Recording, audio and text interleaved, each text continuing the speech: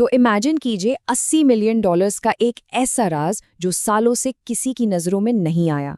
आज के इस एक्सप्लेनर में हम एक ऐसी माइंड ब्लोइंग कहानी को डिकोड करने वाले हैं जहां ग्रीड, डिसेप्शन और एक बंगल्ड हाइस्ट आपस में टकराते हैं।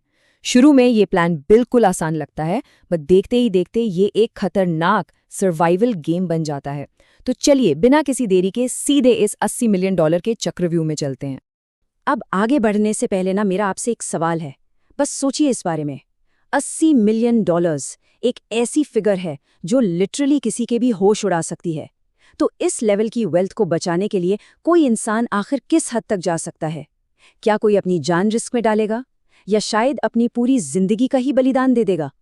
आज की ये चर्चा सिर्फ पैसों की चोरी की नहीं है, बल्कि इस माइंड बेंडिंग रियलिटी की है कि इतनी बड़ी दौलत को पाने और बचाने के लिए इंसानी दिमाग कितना रूथलेस हो सकता है।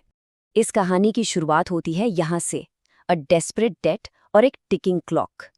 एक ऐसी सिचुएशन जहाँ वक्त बिल्कुल हाथ से निकलता जा रहा है। तो मिलते हैं मिचेल से।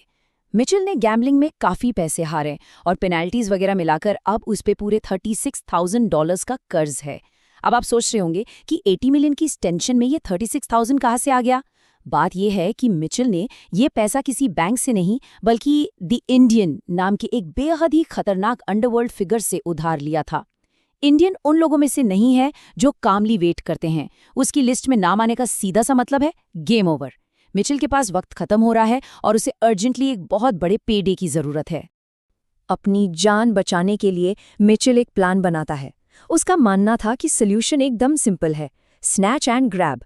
वो अपने पार्टनर जेसिप को कन्विंस करता है कि उन्हें बस एक लोकल रांच में घुसना है, कैश उठाना है और चुपचाप वहां से निकल आना है। उनके पास रांच के अंदर का एक आदमी भी पहले से सेट था, तो टेक्निकली ये बच्चों का खेल होना चाहिए था, राइट? लेकिन सीरियसली जब निशाना $80 मिलियन का होना, तो वहां सिंपल नाम की कोई चीज एग्जिस्ट ही नहीं करती। और इस टारगेट के पीछे की वाइल्ड हिस्ट्री समझने के लिए हमें थोड़ा पीछे जाना होगा। The cowboy mafia legacy, blood and smuggling. देखिए, जिस रैंच की हम बात कर रहे हैं वो किसी आम इंसान का बिल्कुल नहीं है। ये रैंच काउबॉय माफिया के एक मेन फाइनेंशियल बैकर का था। अगर आपको नहीं पता तो बता दूं, काउबॉय माफिया 1970s का एक नोटोरियस स्मगलिंग रिंग था। इन्होंने लिटरली छोटी श्रिम्पिंग बोट्स का यूज करके कोलंबिया से साउथ टेक्सास तक ह्यूज अमाउंट में नारकोटिक्स की स्मगलिंग की थी।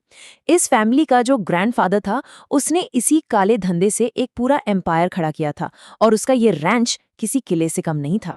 इस बंदे का दबदबा इतना ज्यादा था कि जब 70s में ऑपरेशन स्टार्ट हुए तो विद इन जस्ट 2 years इन्होंने